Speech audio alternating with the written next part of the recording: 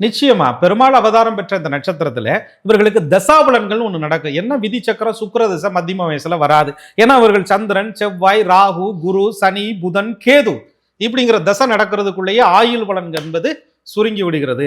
சுக்கிர திசை நடக்கலைங்கிறதுக்காக கவலைப்பட வேண்டிய அவசியம் இல்லை. ராகுவும் சுக்கிரனும் ஏறக்குறைய போககாரகன் என்ற நிலையை பெற்றவர்கள் தான். சுக்கிரனை காதல் என்று சொல்கிறோம்.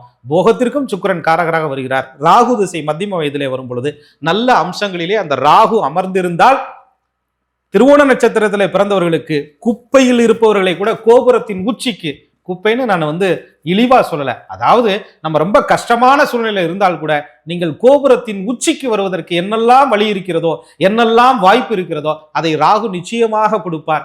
சுக்கிரனுடைய சாரத்தில் கொஞ்சம் ராகு நின்று தசாபலன்களை நடத்தினால் காதல் வயப்படுத்துவது, தேவையில்லாத விஷயங்களில் நீங்கள் உங்கள் நேரத்தை செலவிடுவது, தேவையானவர்களுக்கு செலவிட்டு நீங்கள் தேவையில்லாமல் ஆகிவிடுவது போன்ற நிலையிலெல்லாம் உங்களுக்கு திருவோண நட்சத்திரத்தில் பிறந்தவர்களுக்கு ராகுவான் சில நேரங்களிலும் கொடுத்து கெடுத்து விடுகிறார். அதனால இவர்கள் யாரோடு இருக்கிறார்கள் என்பதை பொறுத்து தான் இவர்கள் வாழ்க்கை என்பது மிகப்பெரிய உன்னதத்தை இருக்கும்.